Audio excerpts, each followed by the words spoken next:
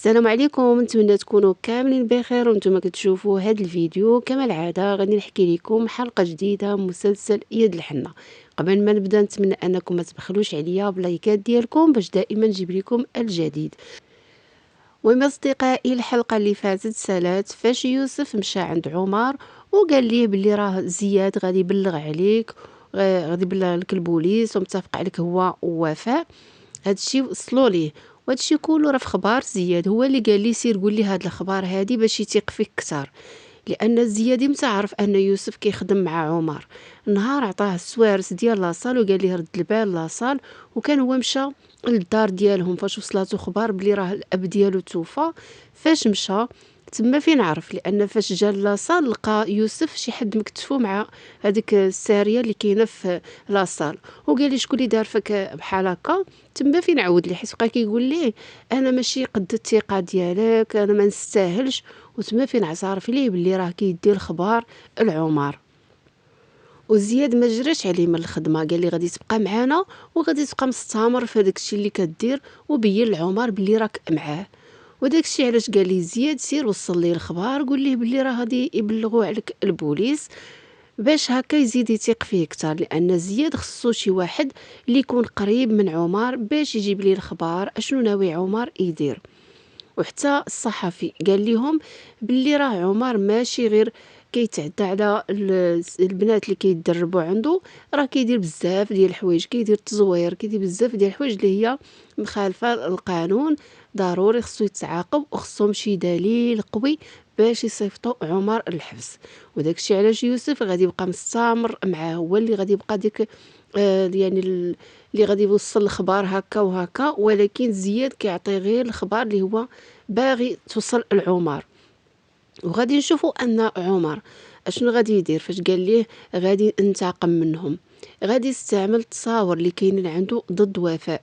وفاء ما غاديش تقدر انها دير شي حاجه من غير انها غادي ترجع تدرب عند عمر، حيت غادي يقول ليها الا ما رجعتيش هاد التصاور هادو غادي تنشروا.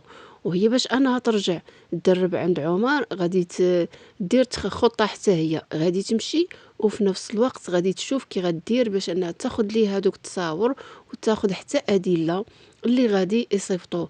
لان كريمه قالت ليها الغلط اللي درت انني ما قدرتش نوصل لهذوك التصاور. وفاء هي اللي غادي تمشي تكمل هذه المهمه هذه. المهم غادي نشوفوا ان عمر النهايه ديالو راها قربات.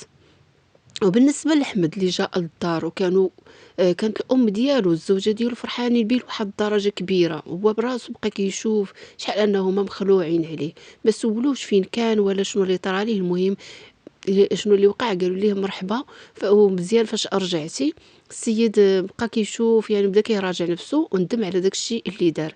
احمد ما غاديش مازال يمشي في هذيك الطريق اللي ماشي فيها، غادي يعاود للام ديالو كل شيء، غادي يعاود لها شنو اللي طرا وباللي كانوا غادي يتسيزاو وشنو اللي وقع.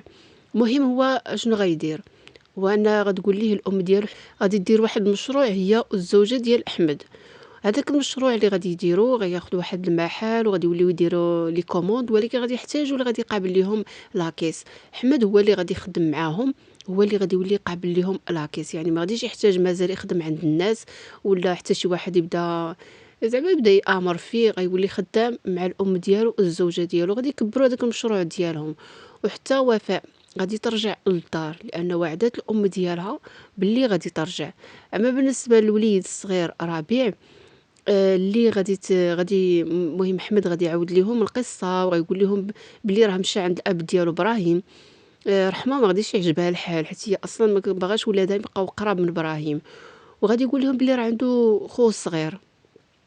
فعلا وفاء غادي تبغي تعرف على الاخ ديالها وفعلا غادي تلاقى به. ربيع غادي يفرح بزاف حيت هو اصلا دائما كيفتخر بوفاء، كيقولوا لها نحيله كيفتخر بها بزاف وباغي يتلاقى بها. فاش غادي يعرفها باللي راها اختو ما غاديش يبغي مازال يتفارق معاها، وغادي يقول للاب ديالو ابراهيم انا غادي نمشي نعيش معاهم. ابراهيم ما غاديش يبغي حيت اصلا هذيك المربيه اللي هي اصلا الخطيبه ديال ابراهيم كتضربو بزاف وما كتحملوش، اصلا باغا تجري عليه من الدار، باغا دير شي حاجه اللي تهنى منه. غادي يمشي يعيش مع احمد وهي غادي تقول ليه مزيان خليه عندهم، ولكن ابراهيم ما غاديش يبغي يخليه عندهم. فيما يجيبوا للدار غادي يولي يهرب ليه ويمشي عند احمد. المهم غادي نشوفوا أن يعني الأمور مع أحمد غادي تبدا تقاد ملي غادي يولي خدام مع الأم ديالو الزوجة ديالو. أما بالنسبة لوفاء غادي دير هاديك المباراة وفعلًا غادي تغلب البنت اللي كيدربها إبراهيم، داكشي علاش غادي يهددها بالتصاور وغادي يقول لها غادي ترجعي تخدمي معايا. المهم غنشوفوا أحداث شيقة بزاف. أما بالنسبة لسميرة اللي أصلًا راها كاينة عند إيمان في الدار، غادي تبدا تعالج شوية بشوية وغتولي تخرج مع يوسف. ملي غادي تخرج معاه يعني واحد النهار غادي تلاقى بداك السيد اللي اصلا اللي تكرفت عليها واللي كانت وفاء مشات تحاسبه ويطيح من الفوق يسحب ليهم باللي راه مشى عند الله.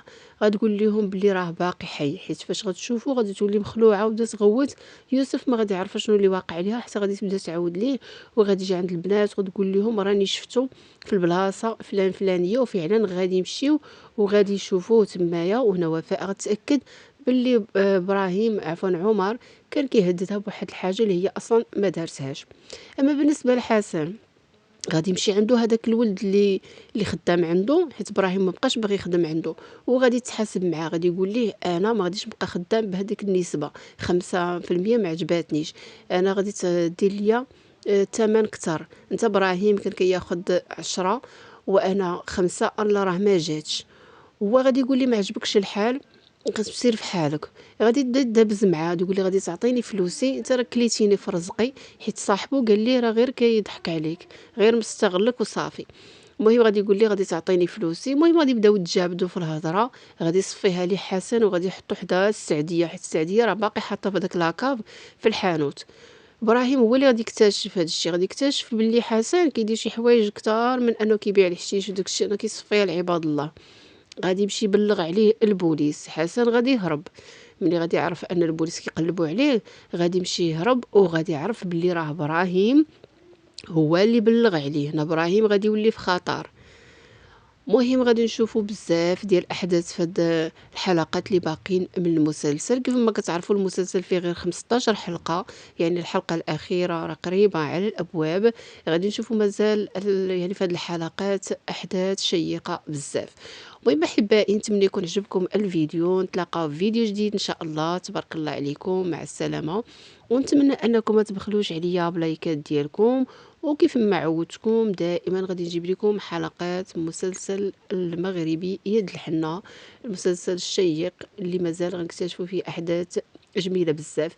المهم في هذه الحلقه هذه غادي نشوفوا ان زياد من بعد ما غادي يشوف ان وفاء مشات ولات كتدرب عند ابراهيم عفوا عند عمر، غادي يمشي غادي يقرر انه يتعالج، حيت هو بدا يعني الترويض. ملي قالت ليه انا ما تيقاش فيك، السيد بدا الترويض. وهاد المره فاش غادي يجي هو كيتمشى، وهذا الشيء غادي يخلي وفاء تفرح بزاف. المهم احداث شيقه نشوفهم في هذه الحلقه هذه. تبارك الله عليكم، مع السلامه، الى اللقاء.